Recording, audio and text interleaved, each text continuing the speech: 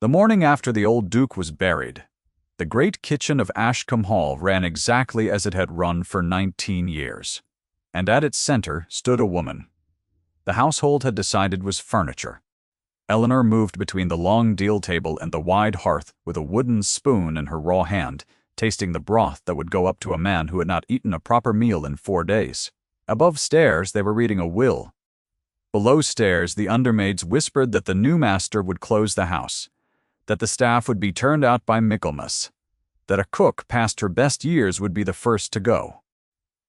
She heard all of it and said nothing, because saying nothing was the one skill the world had never tried to take from her. She had learned, over 19 years of standing at this hearth, that a kitchen hears everything, a house wishes to forget, and that the safest place to keep a secret is in a pot, stirred down until no one can see it at all. If this is the kind of story that warms you on a cold evening, stay close and let it tell itself. She had come to Ashcombe at 21, a parson's daughter with neat hands and a head full of receipts copied in her mother's careful script, and she had been 40 when they laid the old Duke in the family vault that gray October morning. The years had folded her into the walls. The footmen called her Mrs. Vane, though she had never married, because a cook of standing was given the courtesy title, and then having been given it was no longer quite a person to them. The maids called her ma'am, and forgot her between sentences. The family above stairs had not called her anything at all in a decade, for they did not come down to the kitchen and she did not go up, except to send word through the butler that dinner was served. To the great house she was the source of the soup and nothing more, a pair of hands attached to a hearth, present for 19 years and seen for none of them. That was the wound, though she would not have used the word. She had simply stopped expecting to be looked at the way a woman stops expecting rain in a dry country, and had built her whole life around the not expecting. What the house did not know, what she had never told a living soul, was that the old Duke had told her everything. He had come down to her kitchen on the bad nights, the nights when his gout would not let him sleep, and his conscience would not let him pretend, and he had sat on the stool by the fire with a cup of her beef tea and talked. He had talked the way men talk to women. They do not consider real, freely, ruinously, certain the words would go nowhere because the woman they fell upon was nobody. He had told her where the second will was kept. He had told her what his elder sister had done to the boy. He had told her the name of the child in the village who carried the family nose and the family chin, and no claim at all. Eleanor had stirred each of these secrets into 19 years of soup, and carried them like stones in an apron, and she had meant to carry them to her own grave, because a woman who is nobody has only her silence to make her dangerous, and she had never once been tempted to spend it. The new Duke arrived at Ashcombe in the rain, 3 days after the funeral, and the whole house assembled in the great hall to receive him, while Eleanor watched from the service passage with flower still on her wrists. Adrian Thornbury, Duke of Ashcombe, was a tall man of 32, with a soldier's straightness and a face the cold had got into and stayed. He had been away at the wars and then away on the continent and then away in town, and he had not set foot in this house since he was a boy of 7, sent off after his mother died because the old Duke could not bear the sight of a child who looked like her. The household knew none of this. Eleanor knew all of it. She watched him cross the marble in his wet traveling coat and hand his hat to the butler, without looking at the man, and she saw what the others did not, which was that his hand, when it released the hat, brushed once against his breast, where a small flat shape sat beneath the wool, and that he steadied the gesture the instant he became aware of it. A man with something in his coat he did not wish seen. She knew that shape. The old Duke had described it to her on one of the bad nights, a miniature of a dead woman, painted before the boy was born. That first evening the new Duke sent down word that he would take only soup, and Eleanor made the white soup the old man had loved, almonds and cream, and a little mace, and she sent it up, not knowing whether the son shared the father's taste. The tray came back empty. The footman reported that his Grace had asked who made it. The footman had, said the cook, Mrs. Vane, who had been here 19 years, and his Grace had said nothing further. Yet the next night the tray went up again and came back empty again, and on the third night a folded note came down with it, written in a hard, upright hand, and the note said only that His Grace wished the soup to continue, and that he would speak to the cook when he had settled the affairs of the estate. Eleanor read the note twice and put it in her apron pocket and went back to the hearth, and she told herself the warmth in her face was the fire. The affairs of the estate, it became clear within a week, were not going to settle. The old Duke's elder sister, the Dowager Lady Crail, descended upon Ashcombe with 3 trunks and a companion and the settled intention of managing her nephew as she had failed to manage her brother. She was a handsome, upright woman of 60, in unrelieved black, and she had been the true mistress of Ashcombe in everything but name for 30 years. And she did not propose to surrender the position to a soldier who had been gone since boyhood. She brought with her a young woman, the daughter of a friend, a polished diamond of the season named Miss Augusta Pell, with corn-gold hair and a laugh she deployed like a fan. And she made it understood in the first dinner that Miss Pell was the obvious and only suitable Duchess for Ashcombe, and that the matter was as good as settled, provided the Duke could be brought to see sense. Eleanor heard all of this from the footman, who heard it from the parlor maids, who heard it through the dining-room door. She stirred it into the soup and said nothing. It was the Dowager who first put the label on her. 10 days in, on an afternoon when she swept into the kitchen, unannounced, to inspect the management of a house she no longer governed. She found Eleanor at the table boning a brace of pheasants, and she looked at her over the rim of a raised lorgnette as though examining something left too long in a larder. "So this is the famous cook," she said to her companion, not to Eleanor, never to Eleanor. "A faded thing. My brother kept her out of indolence, I expect, the way one keeps an old dog past its use. We shall want someone younger when the house is opened properly. This one is a relic of the last reign." She let the lorgnette fall and turned and left, and the word relic hung in the warm air over the pheasants. Eleanor's hands did not stop moving. She had been called worse, and by people who mattered more, and the trick she had learned long ago was to let such words pass through her like steam through a sieve, leaving nothing. Even so, that evening when she made the soup, she found her hand was not quite steady on the spoon, and she did not know why, and she did not like that she did not know. The Duke came down to the kitchen for the first time on the 14th night. She did not hear him on the stair, for he moved like a man who had spent years learning not to be heard, and she turned from the hearth with the ladle in her hand and found him standing in the doorway in his shirt-sleeves, with the candlelight catching the hard planes of his face, and her breath caught, in a way she could not afterward account for. He looked at her a long moment before he spoke. "You are Mrs. Vane," he said, and his voice was low and level, a soldier's voice that had given orders and expected them kept. "Yes, Your Grace. Sit down." She did not sit. One did not sit in the presence of a duke, and besides, her legs did not entirely trust her. He saw that she had not obeyed, and something moved at the corner of his hard mouth. Not a smile, only the ghost of the place a smile might one day live. "I am told you have been in this house 19 years, he said. "Yes, Your Grace." "Then you knew my father?" Eleanor looked at the soup. The whole of her 19 years stood between that question and any honest answer, and she chose the answer that gave nothing away. "I cooked for him, Your Grace." He studied her with an attention she had not felt directed at her in so long that it landed on her skin like heat. "That is not what I asked," he said quietly, and then, before she could find a way to refuse him, he turned and went back up the stair, leaving the question hanging in the warm dark like the steam off the pot. She lay awake that night in her narrow room off the still room, and understood that she was in danger, and that the danger was not the Dowager's threat to turn her out. She had survived threats.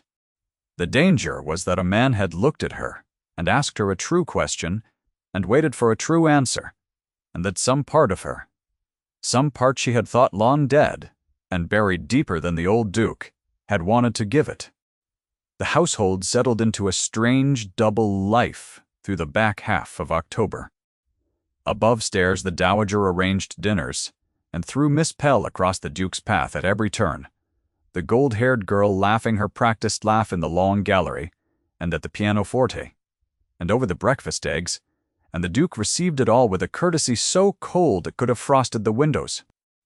Below stairs the kitchen ran its quiet machine, and the soup went up every night, and every third or fourth night the Duke came down the back stair in his shirt-sleeves and sat on the old man's stool by the fire, and asked Eleanor questions. She answered carefully and incompletely and slowly, without either of them naming it.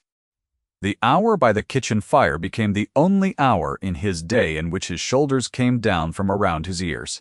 He asked her about the estate, the tenants, the village. She told him what 19 years had taught her. The true state of the home farm the steward had been hiding, the cottages with the leaking roofs, the widow Hartley who was owed 3 years of a pension the old Duke had promised, and the steward had pocketed. The Duke listened the way no one had listened to her in 2 decades, and acted on what she said within the week, and the widow Hartley got her pension, and the cottage roofs were mended before the frosts, and Eleanor watched a soldier turn into a landlord on the strength of a cook's quiet words, and did not let herself believe it had anything to do with her. There were small things she noticed and filed away and refused to weigh. The night he asked what she did with her 1/2 day a month, and how he had gone still when she said she walked to the churchyard to tend her mother's grave 6 miles off, on foot, in all weathers. The morning a closed carriage appeared in the yard, with word that His Grace had arranged it, should carry Mrs. Vane to the churchyard whenever she wished. She had sent the coachman away the first time, ashamed of the kindness, and the second time she had got in, and had sat very straight the whole 6 miles with her hands folded undone by the warmth of a rug across her knees that she had not asked for and could not refuse. He noticed when her chilblains were bad and the kitchen fire was let too low at night, and a load of seasoned wood was delivered to the kitchen without explanation. None of it was said aloud, all of it was done. And Eleanor told herself a Duke saw to the comfort of all his servants that it meant nothing, that a warm room was not a regard, and she stirred the small kindnesses into the soup with all the rest and tried not to taste them. The witnessing came in the first week of November, though she did not know she had been witnessed until much later. A scullery girl, a thin, frightened child of 12 named Bess who had come up from the workhouse, broke a tureen of the spode service the dowager had ordered down for a dinner, and the housekeeper, in a fright at what the dowager would say, raised her hand to the girl in the passage outside the kitchen. Eleanor came between them so fast, the spoon was still in her hand. She did not raise her voice. She took the blame for the tureen onto herself, said she had set it on the edge where it could be knocked, said the fault was hers, and the girl was not to be touched, and she said it with such flat certainty that the housekeeper's hand came down, and the matter ended. Then she took the child into the kitchen and gave her bread and dripping and sat with her until the shaking stopped, and she did not know that the Duke had come halfway down the back stair on his way to the cellar and had stopped in the dark of the turn and seen the whole of it, the cook stepping in front of the raised hand, the lie told to shield the workhouse child, the bread given after. He went back up without his wine. Something in his chest had shifted that he could not name, and he stood at his window a long time looking at the dark gardens, his hand at his breast pocket where the small flat shape lay, and for the first time in many years he took the miniature out and looked at the painted face of his mother and put it away again. He had spent his life among people who performed kindness for an audience, and he had learned to distrust every soft word as a move in someone's game. He had watched his aunt be gracious to those who could advance her, and glacial to those who could not, all his boyhood, until he believed gentleness was only cruelty waiting for its hour. What he had seen in the passage had no audience. The cook had not known he was on the stair. She had stepped in front of a raised hand for a workhouse child, who could do nothing for her, had told the plain lie that cost her, had given away her own bread, and had done all of it for no one's eyes, as a matter of course, as a thing simply done. He did not have a word for what that was. He only knew it was the opposite of everything that House had taught him, and that he wanted to be near it. The dowager's campaign sharpened as November deepened, because she had eyes and she did not like what they were beginning to tell her. She had noticed that her nephew was not at his dressing room of an evening, when she sent to summon him, and she had set a footman to discover where he went, and the footman, who feared her more than he respected the Duke, had told her. The dowager said nothing for 2 days. Then she came down to the kitchen a second time, on a gray afternoon with the rain coming sideways against the high windows, and she found Eleanor alone at the table rolling out paste for the evening's pies. She did not raise the lorgnette this time. She stood very close and spoke very softly, the way the very sure of themselves speak when they wish to wound without witnesses. "I am aware," she said, "that my nephew has formed the habit of coming down to your kitchen. I will tell you what I have told no one, because you are nobody, and it does not signify what a relic knows. He is grieving, and he is lonely, and he is using you the way a cold man uses a warm room, and when he marries Miss Pell, as he will, you will be turned out of this house without a character, and you will end in the workhouse where women of your sort end, and he will not remember your name by Christmas. Do not mistake a man's loneliness for a man's regard. You are 40 years old, and you are a servant, and you have nothing. Stir that into your soup." Then she straightened and was gone, and Eleanor stood with the rolling pin in her 2 hands and the rain coming sideways against the glass, and for once the words did not pass through her like steam. They stuck. Because they were, every one of them, exactly what she had spent 19 years telling herself, and it is a terrible thing to hear your own cruelest voice come out of another woman's mouth. That was the second voicing of it, the relic, and it landed harder than the first, because the dowager had aimed it at the one tender place Eleanor had left unguarded. She made the soup that night with her jaw set and her eyes dry, and when the Duke came down she did not look at him, and she answered his questions in the fewest possible words. And he watched her with a soldier's attention, and saw the change in her, and was too proud or too uncertain to ask its cause. The hour was cold and short, and he went back up the stair without the thing in his face that had begun to live there, and Eleanor told herself this was better, this was safer, this was the natural order reasserting itself, and she did not sleep at all. The middle of November brought the wound into the open, on a night when neither of them meant it to. The Duke came down late, later than his custom, and she saw at once that he had been drinking, not heavily, but enough that the iron discipline had loosened a notch.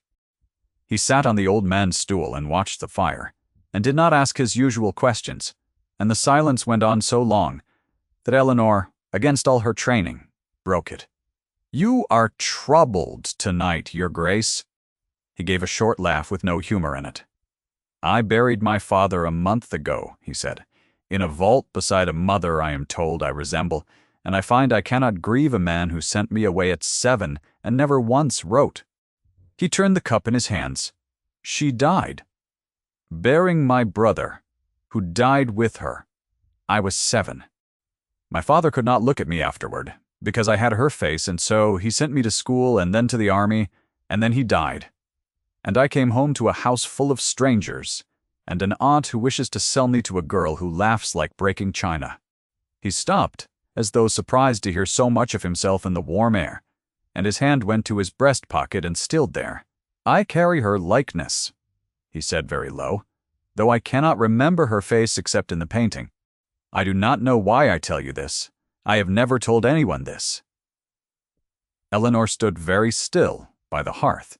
She knew this story. She had carried it for years, the old Duke's version of it, told on a bad night, the guilt of a man who had banished his own son and could not undo it, and had died without trying. She could have told the son that the father had wept over him at this very hearth. She could have given him that. Yet it was the old man's secret, confessed to her in confidence, and she had never spent a secret in her life. So she said only the true thing she could say, which was, she would not have wanted you to carry the carrying, as well as the loss, Your Grace.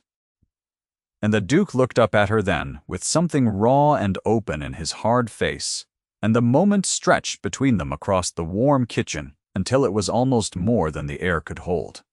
If this story has reached you, leave a word below before you go on, for the part that follows is the part she had stopped believing could happen to a woman like her. He stood. He crossed the small distance to the hearth where she stood with the spoon forgotten in her hand, and he stopped close enough that she could feel the warmth of him, and smell the rain and the wine and the wool. And he lifted his hand, and for one suspended moment she thought he meant to touch her face. His fingers hovered at the line of her jaw, not arriving, hanging in the small charged space between his intention and her astonishment. And her heart was loud enough that she was certain he could hear it. "I do not know your given name," he said, and his voice was not level now. "Mrs. Vane is what the house calls you. It is not your name." "Eleanor?" she said before she could stop herself, the name coming out of her like breath held 19 years. "Eleanor," he repeated as though testing the weight of it, and the way he said it, slow and deliberate and warm, undid something in her chest that she had bound up so long she had forgotten it could come loose. His hand was still at her jaw, not touching, and she knew that if she leaned the smallest fraction the distance would close, and she knew with equal certainty that she must not, because she was 40 and a servant and had nothing, and a man's loneliness was not a man's regard. She stepped back. The spoon dropped against the table. "You should go up, Your Grace," she said, and her voice shook, and the shaking told him everything her words denied. He looked at her a moment longer. Then he inclined his head, the old courtesy returning like armor, and he went up the stair, and she stood alone in the kitchen with her hand pressed to the place at her jaw where his fingers had almost been, and she understood that she had wanted, after all, to be touched, and that wanting was the most dangerous thing she had felt in 20 years. The dark moment came at the end of November, at the great dinner the Dowager had been building toward all month. She had filled the house with 20 guests of the first consequence, neighbors and a viscount and the Lord Lieutenant of the county, and she had arranged the whole evening as a stage upon which the engagement of the Duke to Miss Pell would be made as good as public, announced in all but the formal words, so that her nephew would be carried into it, on the current of expectation before he could think to resist. The dinner was the grandest Ashcombe had seen in years, and Eleanor and her kitchen labored 3 days to mount it. And at the center of the meal, by the Dowager's particular and pointed order, was a great tureen of white soup, the very soup the cook was famous for, served so that the assembled gentry might taste the one thing of value. The relic in the kitchen produced, before she was turned out to make room for a younger pair of hands. It was during the soup that the Dowager struck. She turned to the Lord Lieutenant in a carrying voice and said how fortunate it was that her nephew would soon have a proper establishment, a young and elegant duchess, to set the house to rights, for the place had been let go shamefully under an aged staff, and she did hope the soup was to everyone's taste. It was the work of a cook who had been here since the last reign, quite a relic, who would of course be pensioned off. One could not keep such people forever, and she smiled at Miss Pell, and Miss Pell smiled back over her spoon, and the table murmured its agreement, and that was the third voicing of it, the relic, spoken now before 20 witnesses of the first consequence, in the bright blaze of the dining room, where it could do the most harm and be least answered. Below, in the service passage, Eleanor stood with the tray of removes in her hands and heard it carry down through the open door, and felt the word land in front of all those people, and felt her face go hot and then cold, and very carefully set the tray down on the side table because her hands were no longer to be trusted with it. She did not weep. She went back to the kitchen, and she stood at the hearth, and she made the decision that a woman makes when the world has told her for the last time exactly how little she is worth. She would leave. She would not wait to be turned out at Michaelmas or pensioned off as a kindness or dismissed without a character at the Dowager's whim. She would pack her box that very night and walk out at first light with her receipts and her mother's script and her 19 years of silence intact, and she would take the secrets with her, every one, into whatever lodging or workhouse waited, because they were the only things that had ever been truly hers. She took down her box from the top of the press, and as she did, the small, frightened scullery girl, Bess, crept in from the passage, white-faced, and told her in a rush that she had heard the old lady, telling Miss Pell's maid that once the engagement was set, she would have the cook turned out by week's end and the workhouse child sent back where she came from, the two of them together, for neither was wanted in a house run properly. The child began to cry. And Eleanor, with her box half packed on the table and the dinner still roaring above her, looked at the weeping workhouse girl who would be sent back into the cold because she had no one in the world to stand in front of the raised hand, and she set the box down. She could not save herself. She had made her peace with that years ago. Yet she found she could not walk out and leave the child to it. And she found standing there that there was one thing she had that the dowager did not. One thing she had carried 19 years and never spent. And that the time to spend it was now or never. She did not go up to defend herself. She went up to defend the things the old Duke had told her were true. She washed her hands and took off her apron, and she walked up the back stair and through the green baize door and into the blaze of the dining room, a cook in a plain gray gown among 20 people in silk. And the whole table fell silent at the impossibility of her, and the dowager half rose with her face gone white with fury. And Eleanor did not look at her. She looked at the Duke. The room held its breath. Footmen froze against the walls. Miss Pell's spoon stopped halfway to her mouth. The dowager found her voice. It came out high and cracked. "How dare you? Get back to your kitchen. You insolent creature, your grace," said Eleanor to the Duke quietly, not loudly, and the quiet of it cut through the dowager's noise like a blade through paste. "There is a second will. Your father made it the spring before he died. It is behind the panel to the left of the library fireplace, the third panel from the corner, where the old gun cupboard was. He told me himself, on a night he could not sleep. He left the home farm and the 2 northern cottages to the village school, and he left a sum to a child in the village he never acknowledged, and he wrote that his sister was to have no part in the management of this house after his death, for he knew what she had done." She turned then for the first time to the dowager. "He knew you intercepted his son's letters. He told me. He wept over it. At my hearth. There were letters the boy wrote home from school. Every week for a year, and you burned them, and you let the child believe his father had cast him off, and you let the father believe the child had forgotten him. 19 years I stirred that into the soup and said nothing. I am saying it now."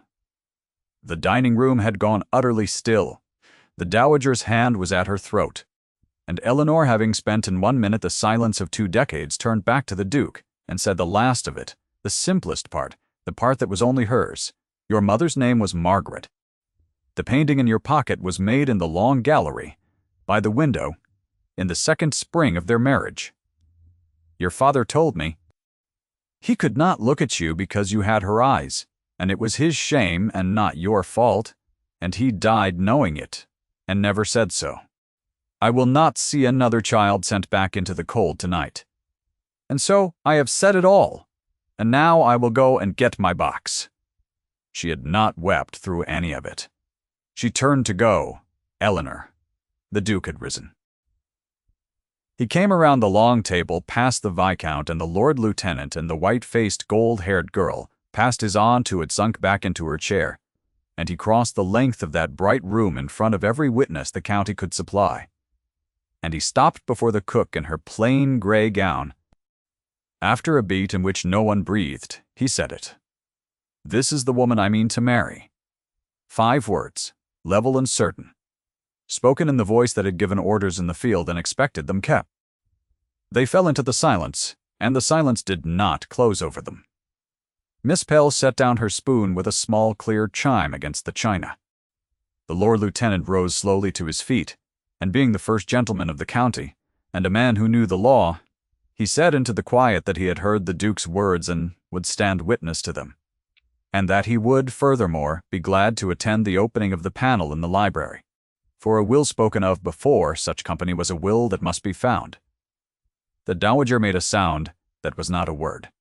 She tried twice to rise and could not, and her companion had to take her arm, and the gold-haired girl looked from the Duke to the cook and back and understood, all at once and entirely, that the script she had been promised had never been a script at all, that she had been arranged in a house where the master's heart had quietly gone elsewhere. And she gathered what dignity she had, and inclined her head to Eleanor of all people before she left the room.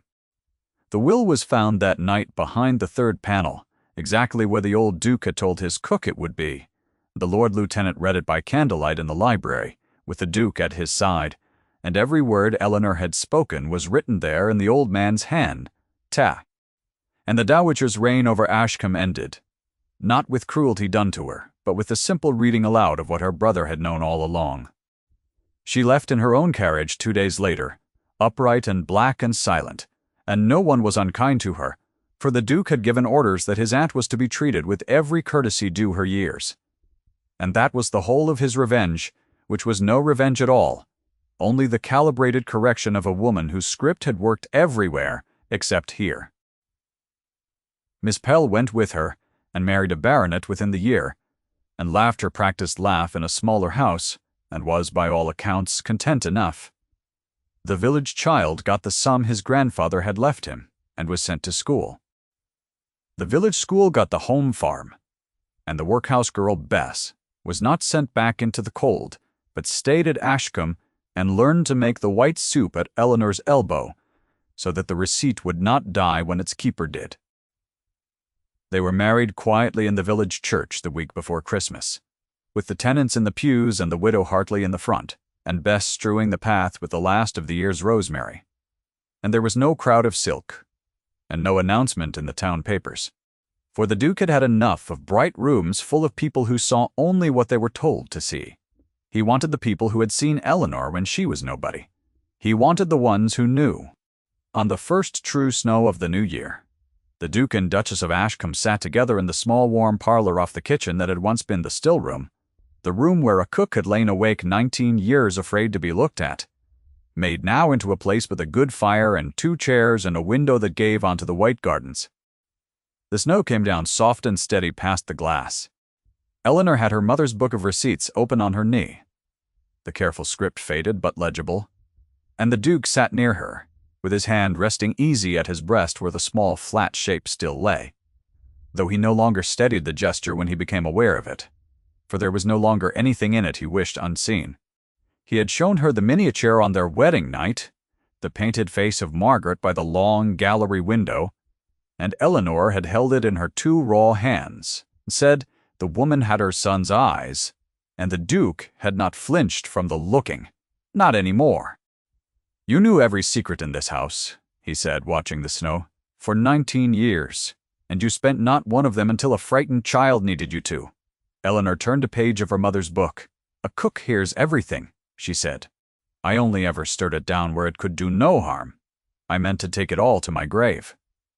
"I am glad," he said, "that you changed your mind." Outside the snow went on falling soft on the gardens, soft on the church where they had married, soft on the vault where the old man slept beside his Margaret at last. Inside, the fire held the room, and the cook, who had been furniture, sat in a chair of her own by a window of her own. Seen in a house, she had stirred quietly true. She closed her mother's book and laid her raw hand over the back of his, and neither of them said anything more, for the kitchen had taught her that the best things, like the deepest secrets, are the ones you do not need to speak aloud. Thank you for staying until the end. If Eleanor's long silence and the night she finally broke, it stayed with you. Leave a word below and tell me the moment that moved you most, and rest easy tonight, knowing the relic was never a relic at all.